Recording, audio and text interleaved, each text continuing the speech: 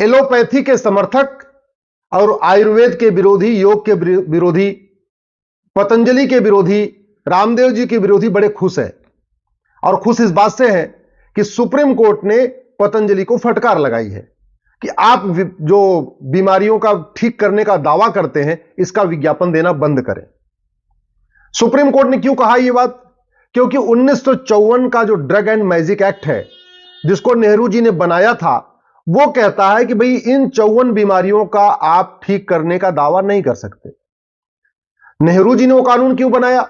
क्योंकि 1940 में अंग्रेजों ने कानून बनाया था ड्रग एंड मैजिक एक्ट, और अंग्रेज चाहते थे कि केवल एलोपैथी का प्रचार प्रसार हो, आयुर्वेद, योग, प्राणायाम, नेचुरोपैथी जो भारतीय चिकित्सा है वो नीचे दबी रहे, केवल जो विदेशी चिकित्सा है एलोपैथी वो ऊपर बढ़ती रहे। इसके लिए उन्होंने 1940 में कानून बनाया था। उसी को कॉपी पेस्ट किया नेहरू जी ने 1954 में, जिसको कहते हैं ड्रग एंड मैजिक एक्ट। और उसमें क्या लिखा हुआ है कि अपेंडिक्स, अंधापन, कैंसर, मोतियाबिंद, बहरापन, डायबिटीज, मंदबुद्धि, माहवारी, इसी तरीके से प्रोस्टेट ग्लैंड, ड्रॉपसी, मिर्गी, पथरी, ग्लूकोमा, ब्लड प्रेशर, हिस्टीरिया, कोढ़, मोटापा, नपुंसकता, बाझपन, टीबी, अल्सर, इन बीमारियों को ठीक करने का कोई दावा नहीं करेगा। अब कानून इसलिए बनाया गया था क्योंकि इन बीमारियों का इलाज एलोपैथी में था ही नहीं उस समय, लेकिन इन बीमारियों का इलाज आयुर्वेद में था। ये जो बीमारियां आपको बता रहा हूं, बाझपन, नपुंसकता, अंधापन, बहरापन, गूंगापन, माहवारी डिस्टर्ब होना, इन सभी बीमारियों का इलाज भारतीय चिकित्सा में था, लेकिन एलोपैथी में नहीं था। इसलिए अंग्रेजों ने कानून बना दिया कि इन बीमारियों के बारे में कोई प्रचार कर ही नहीं पाएगा। एलोपैथी में था नहीं। अंग्रेजों को पता था कि महर्षि चरक ने इन बीमारियों का इलाज लिखा हुआ है, महर्षि सुश्रुत इन बीमारियों का इलाज कर चुके हैं, महर्षि वाग्भट ने इन बीमारियों का इलाज बताया है, महर्षि सारंगधर ने इन बीमारियों का इलाज बताया है, महर्षि आचार्य भाव प्रकाश ने इन बीमारियों का इलाज बताया है, लेकिन उनके एलोपैथ में इन बीमारियों का इलाज नहीं था। इसलिए सीधे सीधे उन्होंने कानून बनाया कि इन बीमारियों का इलाज, ये जो लिस्ट आपको मैंने बताया है, इसके बारे में कोई प्रचार प्रसार नहीं कर पाएगा। क्योंकि नेहरू जी को भी भारतीय चिकित्सा पद्धति से नफरत थी, उनको तो पूरी भारतीयता से ही नफरत थी। उनको भारतीय शिक्षा, भारतीय चिकित्सा, भारतीय वेशभूषा, भारतीय सोच, भारतीय भाषा, हर चीज से उनको नफरत थी। और नेहरू जी को हर विदेशी चीज पसंद थी, विदेशी स्टाइल का कपड़ा पहनना, विदेशों में कपड़ा धुलवाना। उनको तो भारत का धोबी भी नहीं पसंद था, वो तो कपड़ा भी विदेश में धुलवाते थे। विदेशी सिगरेट पीना, विदेशी स्टाइल में रहना, विदेशी महिलाओं से बात करना, विदेशी भाषा में बोलना, विदेशी किताबों को पढ़ना, ये नेहरू जी का शौक था। तो नेहरू जी ने भी जो अंग्रेजों का 1940 वाला कानून था, उसी को कॉपी पेस्ट किया 1954 में, और सीधे सीधे जो पहले था ड्रग एंड मैजिक एक्ट 1940, उसको बना दिया ड्रग एंड मैजिक एक्ट 1954। अब वो कानून आज भी चल रहा है, किसी सरकार ने उस कानून को खत्म नहीं किया, किसी ने उसको कोर्ट में नहीं चैलेंज किया, और कानून चल रहा है। तो इंडियन मेडिकल एसोसिएशन, जो एक तरीके से विदेशी चिकित्सा का ही एक रिप्रेजेंटेटिव है, इंडियन मेडिकल एसोसिएशन चाहता है कि एलोपैथी खूब फले फूले, लेकिन जो भारतीय चिकित्सा है, योग, प्राणायाम, नेचुरोपैथी, आयुर्वेद, ये हमेशा नीचे दबा रहे।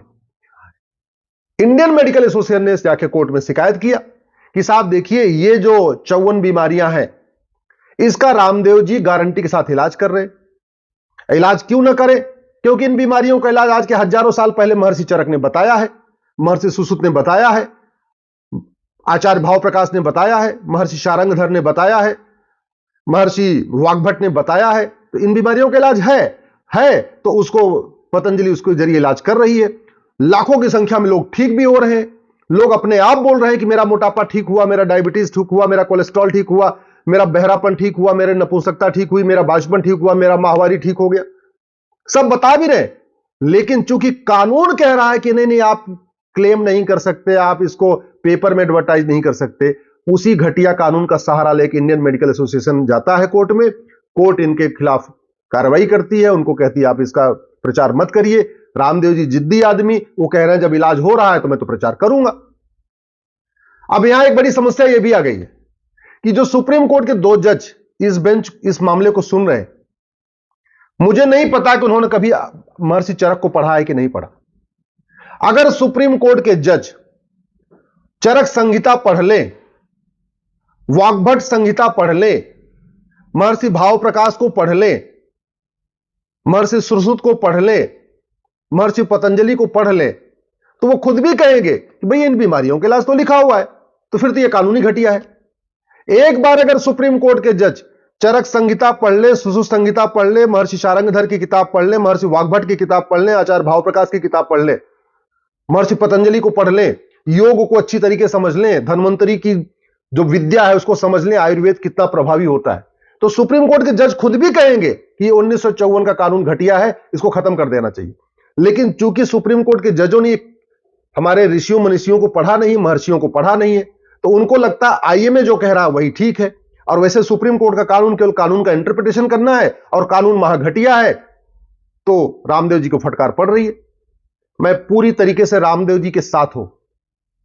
रामदेव जी को जो फटकार लगी है वो केवल इसलिए लगी है कि 1954 का कानून महाघटिया है। रामदेव जी ने कोई गलती नहीं किया।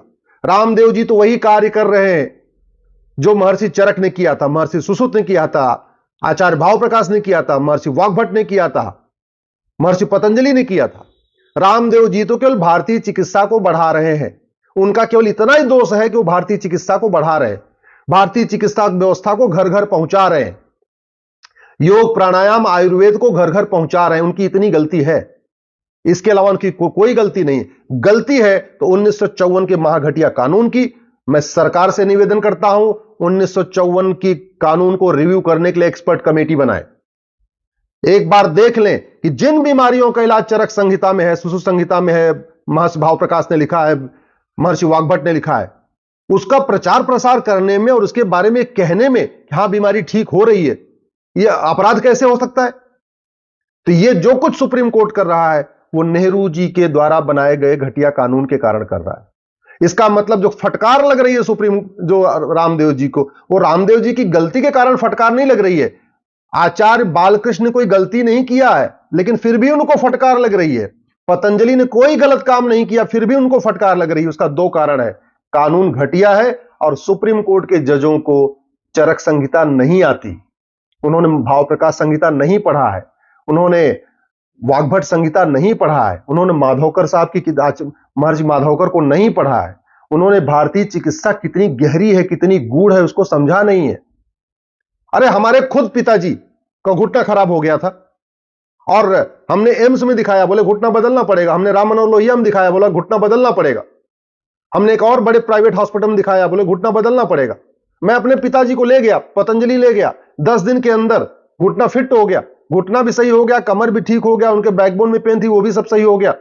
जहां एलोपैथी में कह रहे थे कि नहीं केवल ट्रांसप्लांट करना पड़ेगा, दूसरा कोई इलाज नहीं है, 10 दिन के अंदर पतंजलि हमारे पिताजी ठीक हो गया, आ गए, आराम से घूम रहे। ऐसे कितने केसेस हैं, मैंने खुद अपनी आंखों से देखा है। पतंजलि में कैंसर का इलाज होते हुए, बाजपन का इलाज होते हुए, लोग आके बताते हैं कि उनका बाजपन ठीक हो गया, नपुंसकता उनकी ठीक हो गई, कैंसर का इलाज हो रहा है। कोलेस्ट्रॉल कितने हजारों लोगों का, लाखों लोगों का ठीक हो चुका है। डायबिटीज तो पूछे नहीं, गारंटीड वहां इलाज चल रहा है। मोटापा, एलोपैथी में मोटापे का क्या इलाज है? केवल सर्जरी करना।